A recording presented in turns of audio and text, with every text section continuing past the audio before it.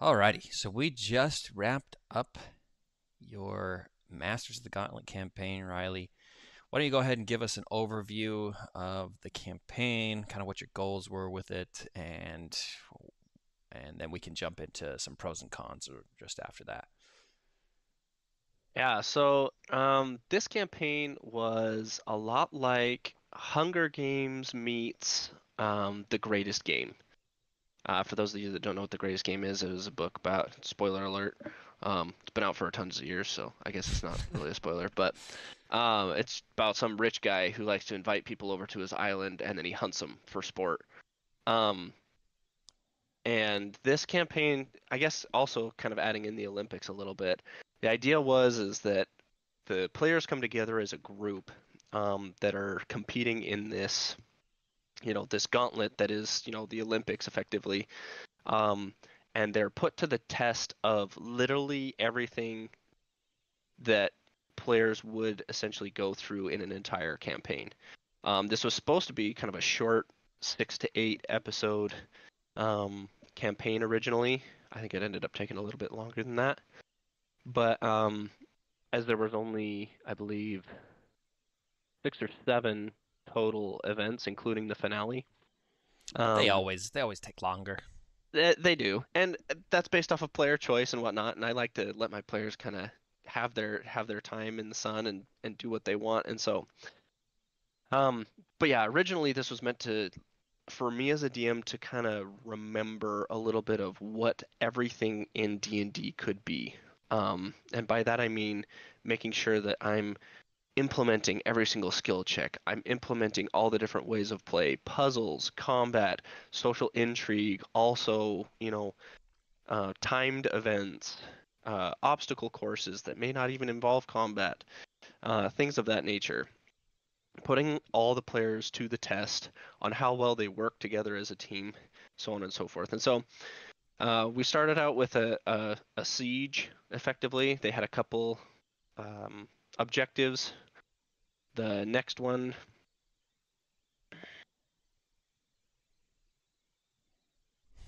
what was the next one? I just blanked on Bro, my I whole don't even campaign. remember. Um, It doesn't matter. oh, it was like a shooting one, like a target practice one or something.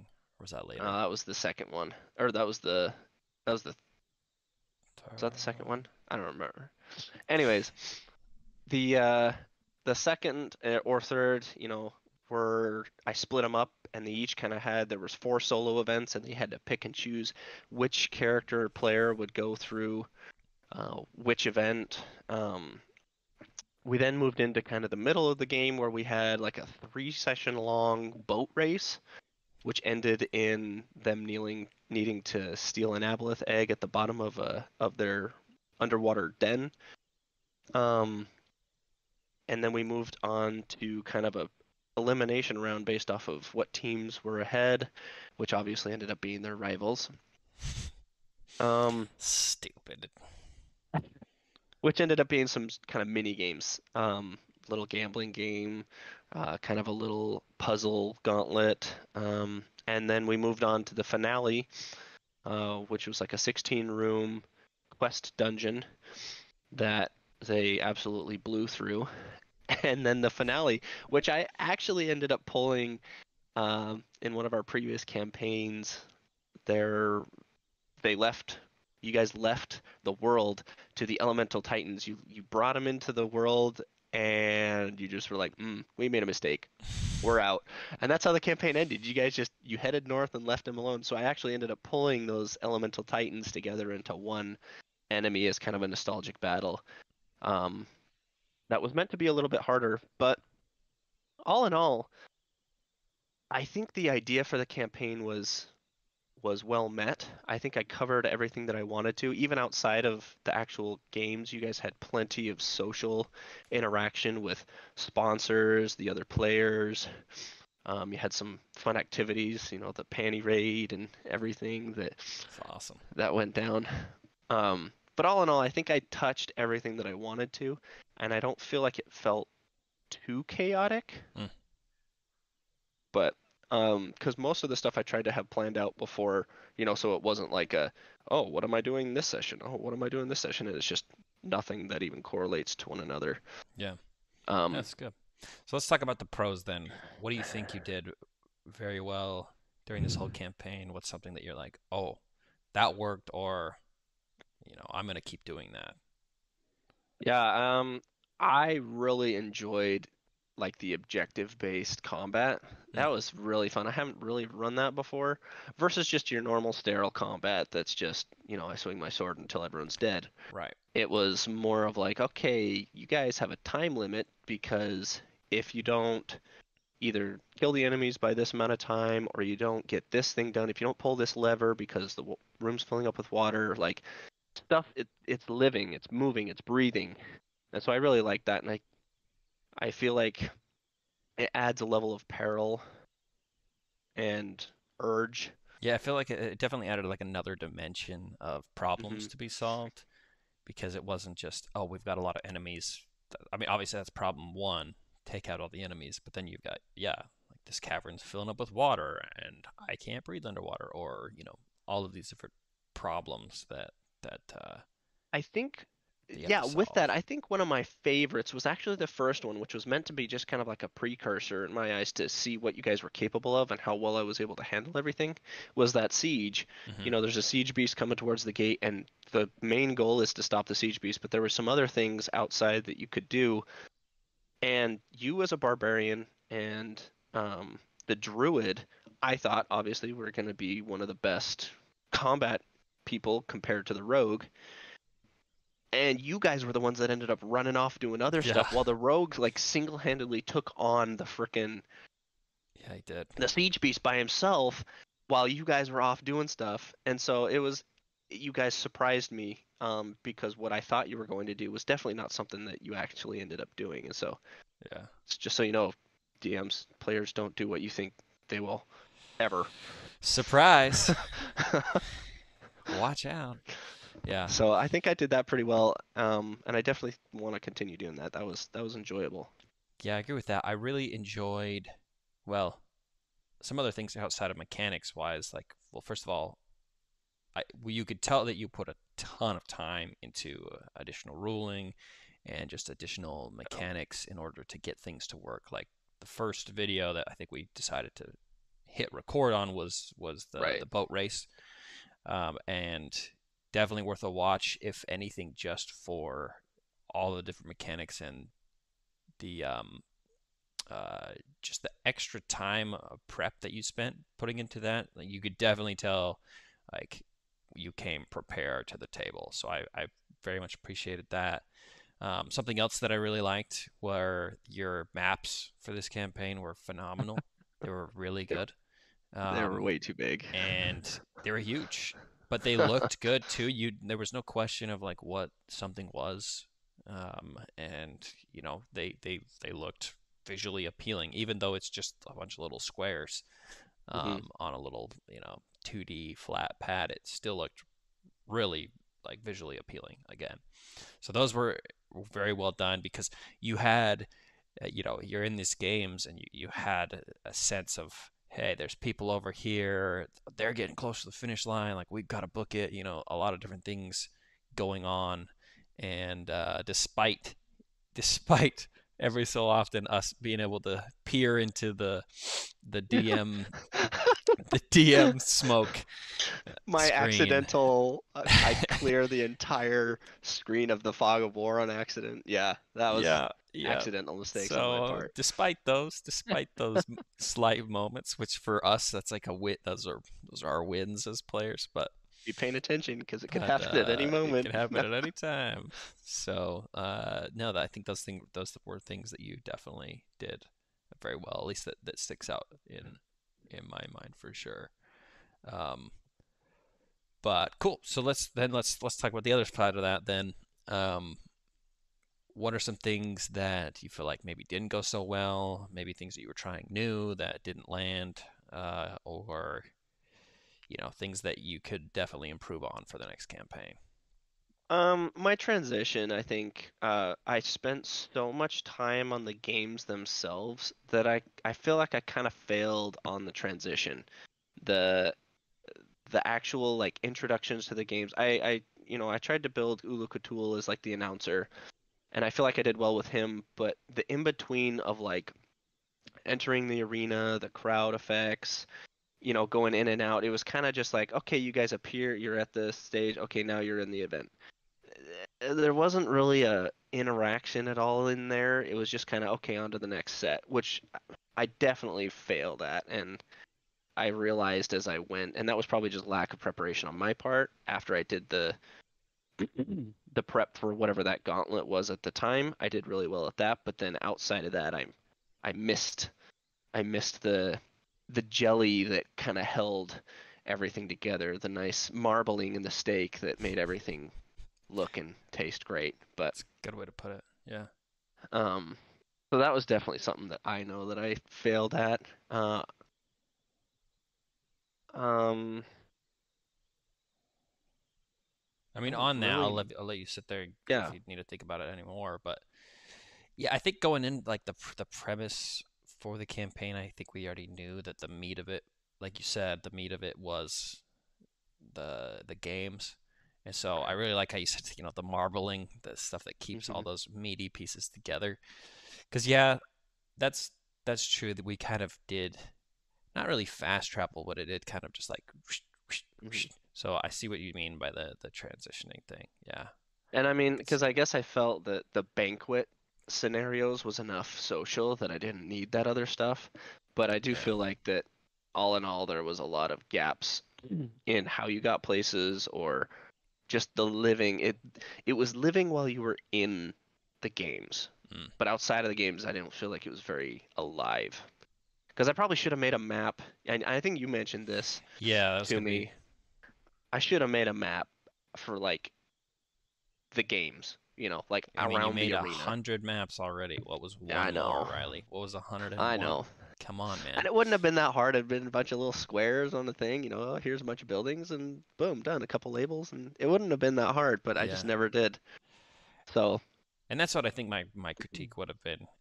Really, the only thing that stands out because, like you said, and this is the good part is like again back to the marbling thing. Like the meat was there, which was great. Like that's key, and that's where you want to be. I think is if mhm, all you have to worry about is like little pieces of like transitioning people and stuff, like that can be easily built out, over time, and and you can get better at that easily. Um, but yeah, I think like I was saying, I think my only critique, and I already told you this, was just like it would have been nice to also have a map for the banquet slash like downtime area since we were there like every after every game in a sense, just to be able to see like, oh, here's the shop and here's where this investor hangs out and here's where this right. person hangs out, because that just gives us the ability to be able to like look around and be like, oh, let's go check out like what's over here, or like let's like go explore this little area for whatever reason, Because whereas that like, probably, yeah, sorry, no, you're good. that probably, now that you say that, would have opened up the opportunity for you guys to, like, if you wanted to be, like, more ruthless, you could have gone and sabotaged, gone Right. to the quarters of, the Crest of Alizite and, wet their beds for them, or, stuff like that. That's just like, you Yeah. could have had those social interactions that weren't planned if I had that stuff labeled out, because you would have been able to see it. You would have been able to, and I think that's the part in any regular campaign where you're out, just in the world, that the players would fill in. And because of the way that I think that the campaign itself was just structured, you guys didn't have much room for that, anyways. And so a lot of that marbling is usually, I think, filled in by the players and just interacting with the world, which there wasn't much to interact with unless you were in the games, anyways. And so that was probably a structuring issue for me, just because it was the Olympics, and when you watch the Olympics, you don't really care about what they're Yeah, doing on their you don't downtime. you don't Like, see that. yeah. Yeah. So I think that's what I did it more like a TV show for the audience than I did for the players. So if I were to redo it, I'd probably go back and restructure that a little bit and make it a little bit more living. If I did, it would have definitely made the campaign longer, for sure. I probably would need to cut back on maybe the boat race or something to make it, still fit within that 8 to 9 session range, but it would make it feel a little bit more connected. Yeah, and I think that the if the banquet area was only, we're only there one, two times, I don't think we would have really needed a map. But but if that's where we end up after every game, Hmm. that's why I think it would have been a little Yeah, you beneficial. guys were there almost But 4 times, I think, 3 or 4 times right, right. between the So 6 or 8. Yeah, so yeah, it was the so it was like its own gauntlet. I should have made a map yeah, for in a it. sense, which is okay. I mean, again, like we've already talked about this, we can't check every single box, but Right. yeah, And that get just learning. goes to show that even when you are trying to fill every single box in one campaign, it is Yeah, very hard. And totally. it it probably is as well a fault of mine, and because my improv kind of sucks. And that is something that I'm trying to work on a lot more. That's why I built Ulu Cthulhu, was to try and be more in Which that Ulu, realm we loved because him. We loved Ulu. yeah, He was awesome. because you're great at making characters like that when you DM, and that is definitely an area that I really fail at as a Mm, DM. Um, I and wouldn't so I say was that, trying to expand my horizons a but little I bit on definitely that. And appreciate so, that. Yeah, it was good. but He was very he was just the right amount of, like, I don't know, he fit the box. He just did. right. You just knew who he was. You're like, oh, it's this guy again. This I guy. definitely pulled the personality of him from Caesar from the Hunger Games, the Okay. announcer from that Yeah, 100%. That was kind of the excitement level I was it's good. going for, Yeah. and Well, it so didn't feel like a ripoff at all. It didn't feel like, yeah. anything like that. So it was good. It was good. Cool. So I mean, takeaways would be, um, I don't know. Give us your takeaways. Things you're gonna carry into the next campaign. Things you would change for the Yeah. next campaign. Dynamic combat. Vanilla combat. I mean, there's place for vanilla combat, but um, usually there's other stuff going around or going on around, what's happening with the combat, and just even having that description going on of what's happening around just makes it a little bit more dynamic. I definitely want to continue doing that.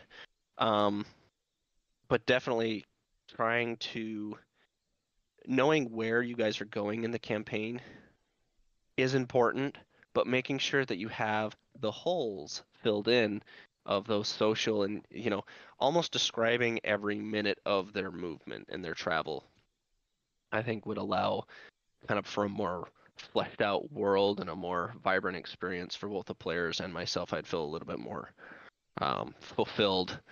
That's definitely an area I lack. So for the next campaign, um, I will definitely do my best to, kind of every step of the way we're we're living through it, not to the Yeah. point where it's just so mundane, it's boring, Sure. but Sure.